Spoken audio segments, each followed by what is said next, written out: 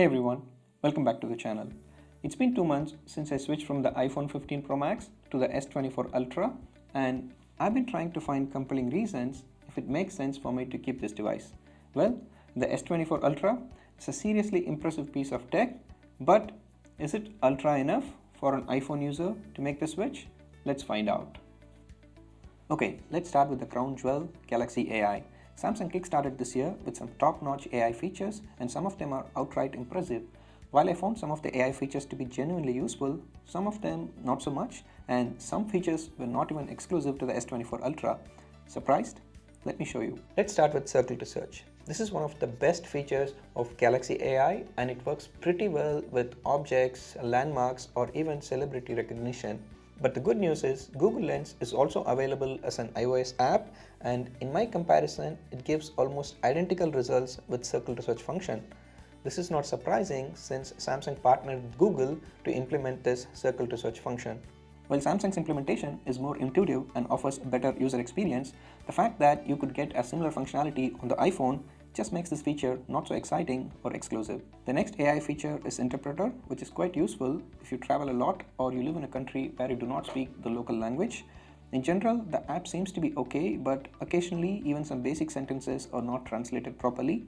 Also, the app is not smart enough to detect the language or the speakers, and it is up to the speakers to know which mic is active and they need to speak accordingly. Hi, good morning. Can I have a cup of milk coffee, please? Hallo, guten Morgen. Kann ich bitte eine Tasse Milchkaffee trinken? Ja, natürlich. So mitnehmen oder hier trinken? Yes, of course. Take it with you or drink here. See, the conversation has stopped and I need to manually press it. But if you look at iPhone's Translate app, it has a conversation mode that automatically detects the language and the speaker, and the translation is far more seamless compared to the S24 Ultra. Hi, good morning. Can I have a cup of milk coffee, please? Hallo, guten Morgen. Kann ich bitte eine Tasse Milchkaffee haben? Ja, natürlich. So mitnehmen oder hier trinken? To take away or drink here? I would like to drink here, please. Ich trinke gerne hier, bitte. Ja, okay. Einen Moment bitte. Overall, both devices sounded robotic and unnatural, and I would be using them only as the last option. Moving on to Transcript Assist, this was one feature which I was genuinely excited about as it helps to summarize long web pages. So here is a quick test of the AI Summarize feature of S24 Ultra. So click on the AI button and click on Summarize, and you do get an extensive summary. So I am going to show a detailed one which has the website says 7 ways, but the summary shows 13 ways. I don't see all the 7 options being covered here, but overall this is a pretty good summary of the website. With the iPhone, you also have an option to summarize a web page by using shortcuts. So I'm going to use the shortcut that calls ChatGPT in the backend and pass the content of this website, and it's going to summarize in the Notes app. So I'm going to open the summary in Notes app, and here is the summary of the web page.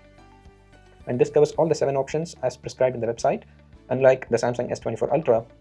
Overall, I found the summary produced by ChatGPT on the iPhone to be of better quality compared to the S24 Ultra, so this is not really an exciting feature as well for me. When it comes to generative edit of photos, Samsung has done an amazing job with the implementation in the native photo editor app. In general, the object removal works quite well on the Samsung S24 Ultra, but you can also do the same on the iPhone using third-party apps like Photoleap. So I'm going to remove object on both devices. So on the iPhone, I'm using the Photoleap app. All you have to do is just select the object that you want to remove, and that's it. On the S24 Ultra, it's exactly the same. You just select the object and then click on the delete button.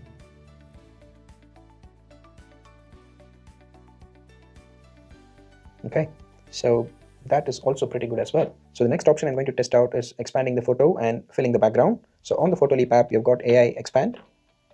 So I'm going to select this photo and expand a bit and let AI do the rest. On the S24 Ultra, I'm going to zoom out like this and let AI do its job. So with the Photoleap app, we have got multiple options. It isn't bad, it's pretty good actually. Yeah.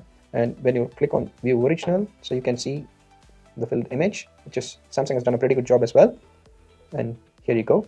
I think this is really an amazing job done by Photoleap, and I think this is even far more advanced compared to the S24 Ultra. While Samsung offers very limited functions with the generative edit, the PhotoLeap app offers far more capabilities, and that too in the free version. So this really isn't an exciting feature for me. Okay, moving on to Chat Assist. So the S24 Ultra offers really a super user-friendly spell check and grammar option, and you could also do a lot of tone corrections, etc., and including translate as well. So if you want to check spelling and grammar, just click on the AI button, and that's it. You get suggestions.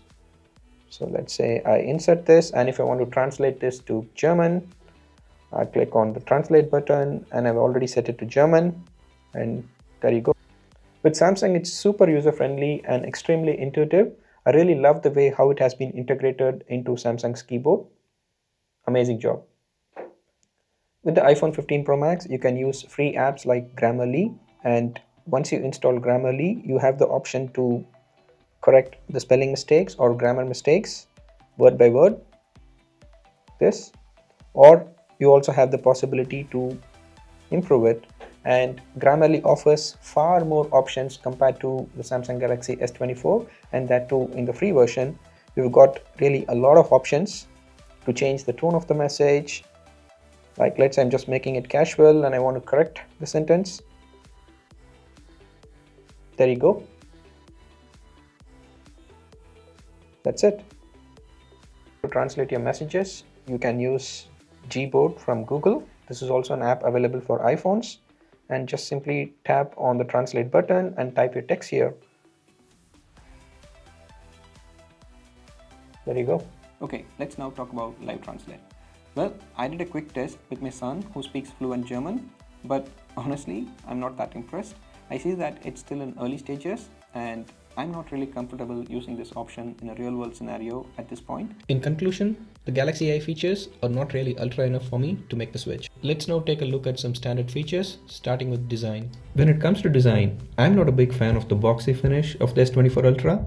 I find the sharp edges not so comfortable, and I personally prefer the curved edges on the iPhone as it's more comfortable to hold.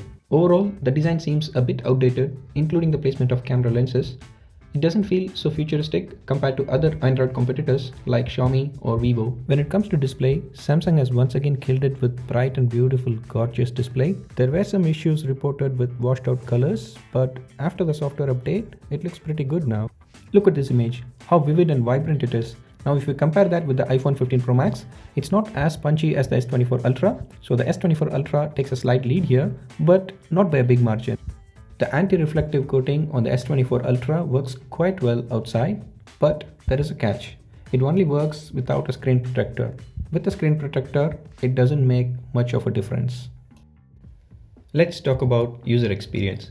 Honestly, I've never been a fan of Samsung's UI in the past, but Samsung has turned things around with One UI 6.1. Simple features like sidebar and split screen mode for multitasking makes the user experience stand out. With Samsung's Good Lock, you get tons of customization including themes, fonts, icons, etc. and it's one of the best in the market. You can even customize the notification panel, home screen, lock screen and navigation menu. Especially, I like the customization of sound control panel and keyboard. Overall, the device is super snappy and lag-free even when there are multiple applications running in the background. My last Samsung device was a Note 9, and I'm truly amazed by how far Samsung has come with user experience. Moving on to camera performance, Samsung hasn't really done anything extraordinary or innovative this year, while other Android competitors like Xiaomi and Vivo have moved towards larger 1-inch sensors. This is clearly evident in my tests as I found the exposure management on the S24 Ultra to be rather poor. Most of the shots seemed quite underexposed compared to the iPhone 15 Pro Max, be it 1x, 5x or even 10x. I found the results to be quite similar even for indoor shots and low light shots. Although the iPhone shots were brighter in low light conditions, I must admit that the iPhone shots definitely had much higher noise compared to the S24 Ultra. With portrait shots, I preferred the color temperature and contrast of the iPhone. Also, the background separation is much better in portrait shots with the 5x telephoto lens. However, when it comes to low light selfies, I like the S24 Ultra image better as it was better exposed and also had more details. Looking at 4K videos, the video from iPhone seems to be better exposed, showing consistency with the previous tests. Do note that the videos and photos were taken on a gloomy day and the iPhone seems to be handling such conditions far better. Overall, I prefer the image quality of the iPhone compared to the S24 Ultra. Okay, let's move on to gaming performance. I tested the ray tracing feature on the S24 Ultra with Diablo Immortal, which is one of the officially supported games announced by Samsung. I could not find any information if ray tracing is supported on the iPhone 15 Pro Max for this game, but I did give it a try and honestly, I could not see much of a difference in terms of realistic lighting, shadows and reflections between both devices. In fact, I have my doubts if ray tracing will make that big of a difference in mobile phone displays, and it could very well be a marketing ploy.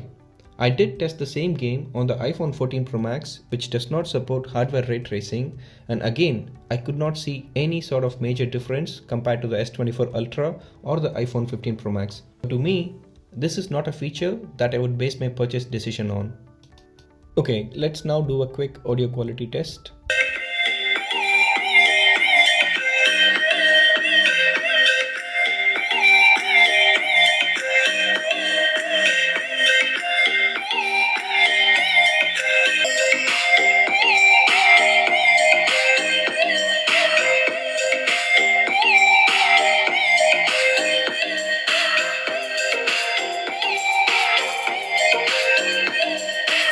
So in my personal opinion, I think the iPhone 15 Pro Max has slightly better sound clarity, loudness and cleaner bass, although the S24 Ultra is not far behind. When it comes to battery life, I really don't see a significant advantage of one device over the other.